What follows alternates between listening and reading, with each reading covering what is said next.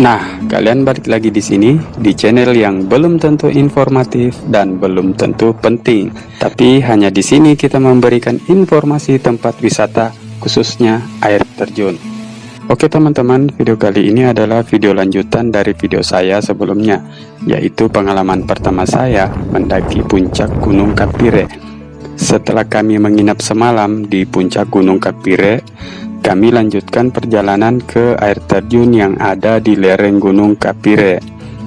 Untuk jalurnya sendiri agak jelas, hanya saja sedikit ekstrim teman-teman.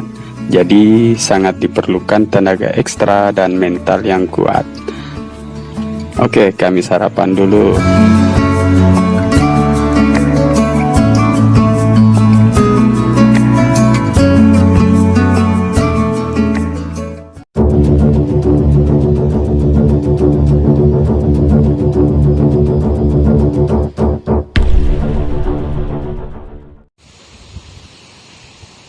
Oke teman-teman, jadi air terjun